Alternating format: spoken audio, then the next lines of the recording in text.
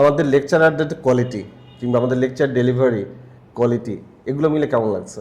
আমরা যারা হচ্ছে বিবিএ বা এমবিএ করি বা যারা বিজনেস গ্র্যাজুয়েট, তারা যখন প্রফেশনাল লাইফে আমরা স্টেপ ইন করি, আমরা সবাই একটা প্রবলেমের সম্মুখীন হই। সেটা হচ্ছে আমাদের যে বিবিএ বা এমবিএর যে নলেজ বা নো হাউ, সেগুলো টু আ ভাস্ট এক্সটেন্ট হচ্ছে থিওরিটিক্যাল।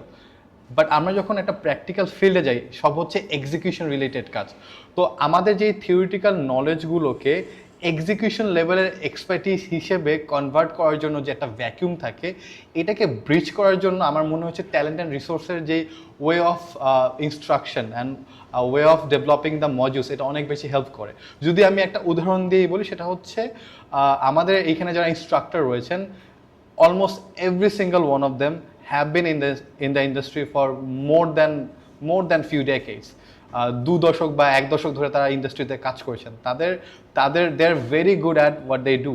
সো আমাদের তারা যখনই কোনো লেকচার ডেলিভার করে বা কোনো ধরনের থিওরি নিয়ে কথা বলে বা কোনো ধরনের পলিসি নিয়ে কথা বলে, তারা অলওয়েজ ট্রাই করে যে তাদের প্রফেশনাল লাইফে তারা যে প্রবলেমগুলো ফেস করেছিল, যে সিচুয়েশনগুলো ফেস করেছিল, ওই সিচুয়েশনটা ডিল করার ক্ষেত্রে কীভাবে তারা এই পলিসিগুলোকে অ্যাপ্লাই করেছিল।